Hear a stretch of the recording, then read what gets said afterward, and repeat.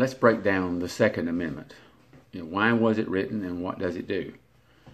A well-regulated militia being necessary to the security of a free state, the right of the people to keep and bear arms shall not be infringed.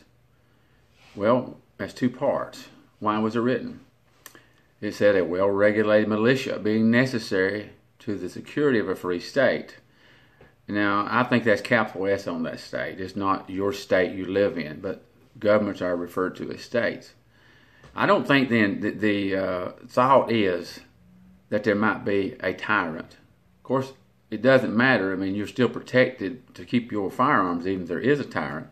But I believe the thought is just protect the nation. To have everyone have an ability to join together to form a militia to protect the nation. See, the government itself, you need to separate the government from the people who are running the government at any given time. Your people come and go.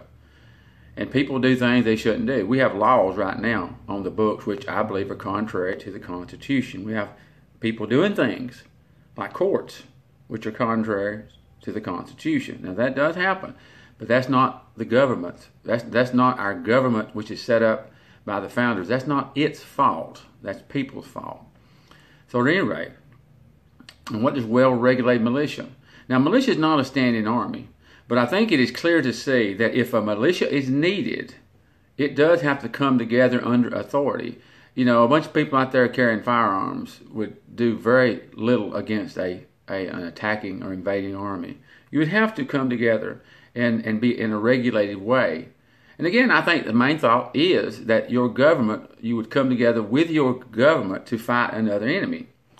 Now, having said that, since the Second Amendment was written, then you do have the firearms if they are tyrants or home defense or hunting. See, the reason that you are secured that there should be no law ever that would infringe is covered in the Second Amendment. Okay, so you got now a well-regulated militia being necessary to the security of a free state. Now that is the purpose of the Second Amendment, the stated goal. But then what does that do? What does that guarantee that laws shall not be passed to infringe? Well, it says the right of the people to keep and bear arms shall not be infringed. Now, we can find infringement there, because people want to talk about the Second Amendment. And they'll talk about hunting or protecting their home, and they miss the point.